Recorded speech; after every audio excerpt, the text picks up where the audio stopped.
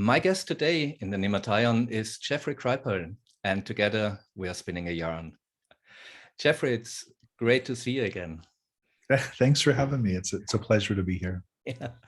We did some interviews together. We met at the Jung Institute in Zurich, and you're a very prolific author of one of the most important books for me anyway in the field of consciousness, parapsychology. You're a professor for religious studies at Rice University, very visionary thinker, in my opinion. So we talked about the importance of stories, but I never get to ask you, what has been your favorite story as a child? I'm not sure I had a favorite story. I've written about this a lot. I think looking back, these comic books of the 60s and 70s, particularly the Marvel's kind of what they call Silver Age comics, were really influential. I mean, on a lot of unconscious levels. On the surface, they're kind of silly and often slightly inappropriate. But deep down there's something going on there that I think was really informative. So in what way? What? Well, I mean, let's talk about the conscious ways or the inappropriate ways first, and then we can get into the unconscious or the profound ways. First of all, comic books in the 1960s and early 70s were a kind of trash literature. They weren't even remotely respectable. You at least in the States, you bought them in drugstores, and they were sold next to where your dad bought pornography. So they had this kind of queasy, they had this kind of queasy, dubious reputation. And the comics certainly I read in the late 60s and 70s featured a lot of essentially naked bodies. I mean, they had suits on, but they were all skin tight suits. And so there were lots of male and female arching, aching, ecstatic figures portrayed. And, as a 10-year-old, you weren't quite aware why you were so excited, but you were. And so there was this kind of weird combination of adolescent sexuality and superhuman abilities and full color. The color was really important.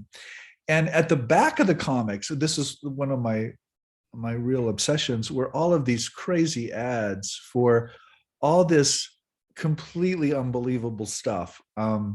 X-ray glasses and little humanoid beings that apparently lived in a fish bowl.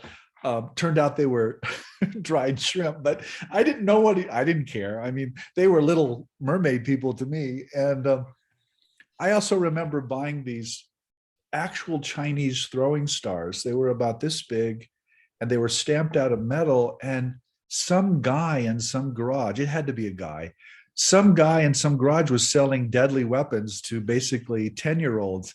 And I don't know. There's something really funny about that, but also kind of profound, because so that we were reading comics about the martial arts, and then we were ordering manuals on how to be a martial arts expert. So there were like superhero stories, and then there were actual ways to become a superhero. And of course, we didn't, but we sort of did. I mean, they informed our imaginations and made something possible that otherwise wouldn't have been possible. And I really appreciate that. And occasionally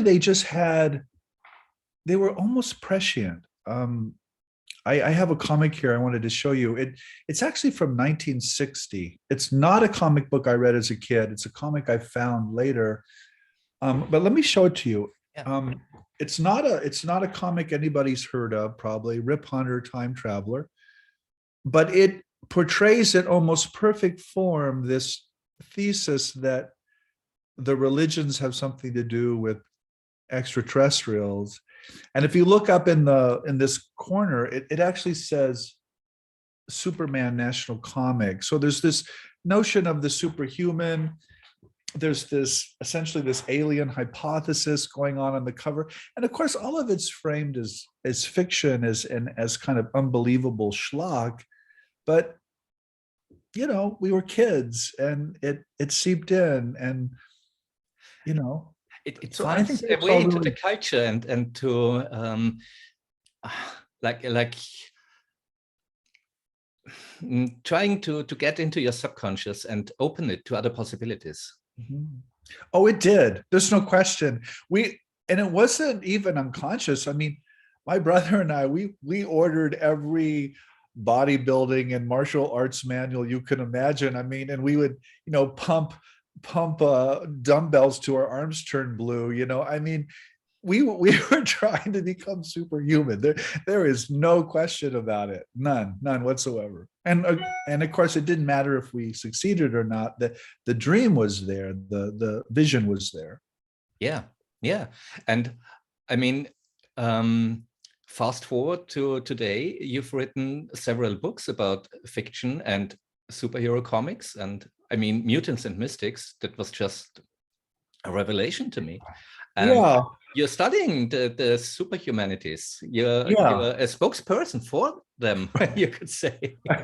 Right. And you know, yeah, and what I mean, the superhumanities, it turns out that this whole notion of this evolving superhumanity that is in the future is actually was not created in the comic books. It was first envisioned by people like Alfred Russel Wallace and Friedrich Nietzsche in the 19th century. So it turns out it's in the very gut or origin story of the humanities and even the sciences. And so that's sort of what I'm trying to do today, is sort of take those fascinations and those fictions of my inappropriate adolescence and turn them into something, you know, that's maybe not appropriate, but is at least more plausible and can get some traction. Yeah, yeah.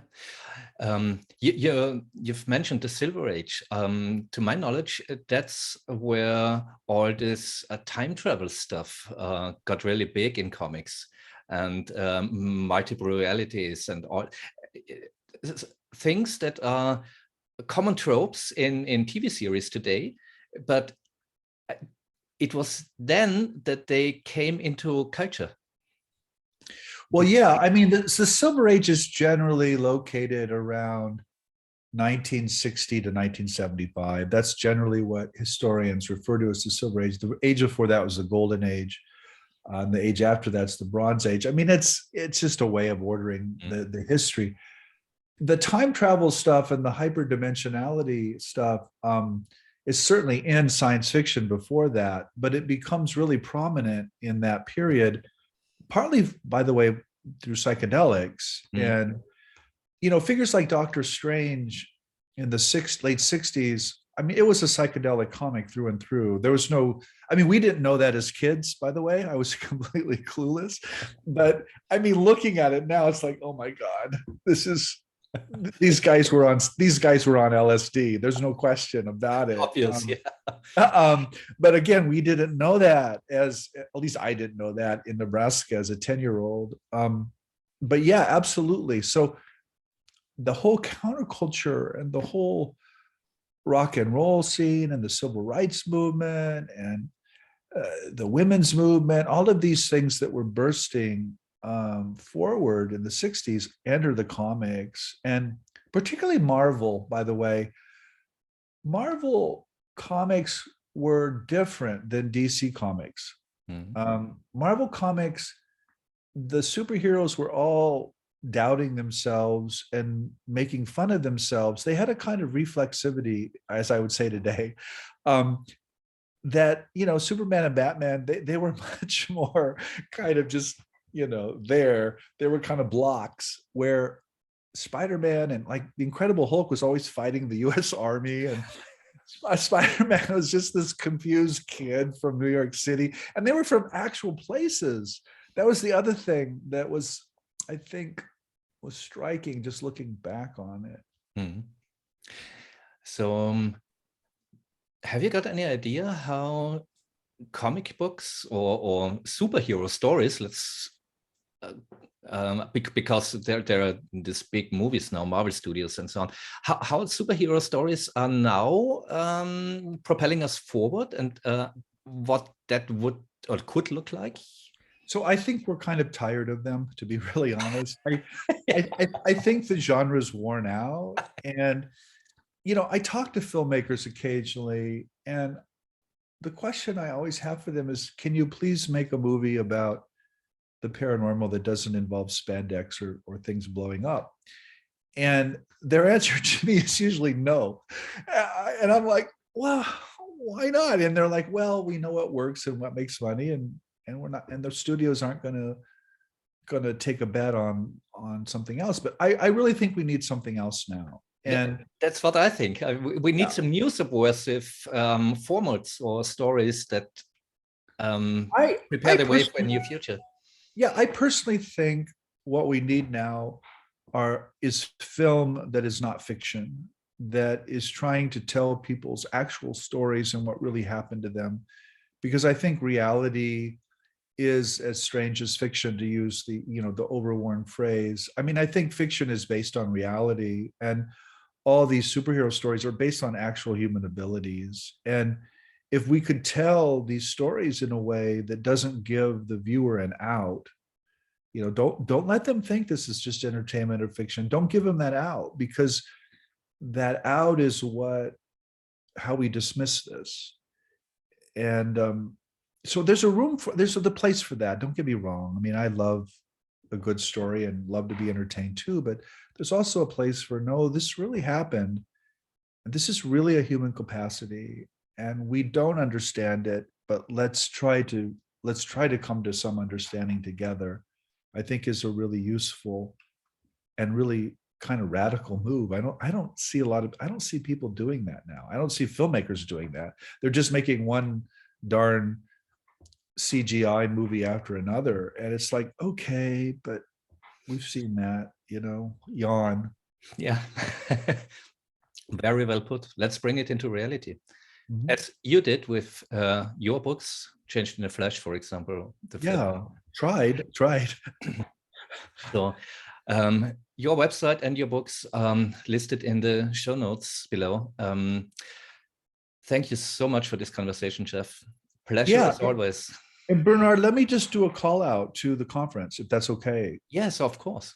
So we're doing a big conference in March here at Rice called Opening the Archives of the Impossible, and it will have a digital webinar presence. And so it's open to the public, it's open to the entire world. You do need to register for the webinars, and hopefully you can put the registration link in the notes as well. Yeah, of course. Yeah. I hope to be there, and I hope to talk to you again soon. Okay. Thank you very much, Jeff. It was a pleasure. Bye-bye. The world is magical. Bye.